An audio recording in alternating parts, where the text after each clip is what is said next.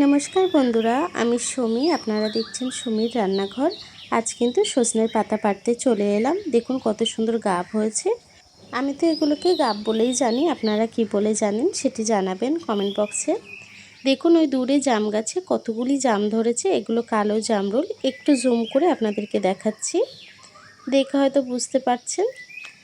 এই পাশেই সজনে গাছ রয়েছে। আমি কচি কচি সজনে পাতা কিছুটা পেরে নেব। এই সজনে পাতা দিয়েই ডাল রান্না করব আজকে। পাতাগুলি কিন্তু খুবই কচি, আমি এভাবেই লগিয়ে দিয়ে কিছুটা পাতা পেরে নেব। দেখুন বন্ধুরা, কচি কচি পাতা আমি কিছুটা পেরে নিয়েছি। এখন এই পাতাগুলোকে সুন্দর করে ছাড়িয়ে দেখাবো। কচি পাতাগুলোকে কিভাবে ছাড়াচ্ছি একটু আপনাদেরকে দেখিয়ে দিচ্ছি। ডালগুলো কিন্তু ফেলে দিতে হবে, শুধু পাতাগুলি নেব। এভাবে পাতাগুলি ছাড়িয়ে নেব। পাতাগুলিকে ছাড়িয়ে সুন্দর করে ধুয়ে নেব কয়েক জলে। খুব ভালোভাবে ধুতে হবে, সজনের পাতায় কিন্তু অনেক পোকা থাকে। এভাবেই ডাঁটাগুলো আমি ছাড়িয়ে পাতাগুলো ছাড়িয়ে নিয়েছি। এদিকে দেখুন কত সুন্দর ফুল ফুটেছে। চলুন রান্নার দিকে চলে যাই। প্রথমে আমি ডালটিকে সুন্দর করে ভেজে নিয়ে ধুয়ে সিদ্ধ করে নিয়েছি একটু। ডালটি হাফ সিদ্ধ হয়ে গেছে। এখন নাড়িয়ে ছাড়িয়ে আমি সেই পাতাগুলি দিয়ে দেব। পাতাগুলি কিন্তু আমি কেটে নিইনি, ওভাবেই দিয়ে দেব, যেহেতু কচি পাতা গলে যাবে। পাতাটিকে দিয়ে আবারও আমি কিছুক্ষণ সিদ্ধ করে নেব ডালটিকে। পাতাটিকে দিয়ে আমি ডালটিকে সিদ্ধ করে নিয়েছি। দেখুন পাতাগুলোও কিন্তু খুব সুন্দরভাবে সিদ্ধ হয়ে গেছে। এখন আমি নেড়ে ছেড়ে এই ডালটিকে নামিয়ে নেব। আরও একটি কড়াই আমি বসিয়ে নেব।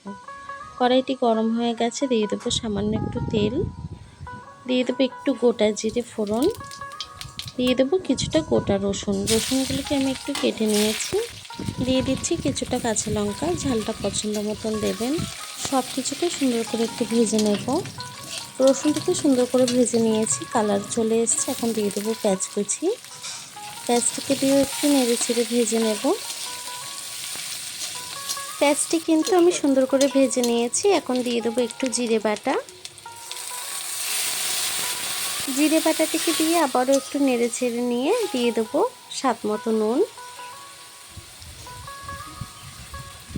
নুন দিয়ে আমি সামান্য আরও একটু জল অ্যাড করলাম, যাতে মশলাটি পুড়ে না যায়। আবারও একটু নেড়ে ছেড়ে একটু হলুদ গুঁড়ো অ্যাড করে দেব। হলুদ গুঁড়োটাকে দিয়ে মশলাটাকে সুন্দর করে কষিয়ে নেব।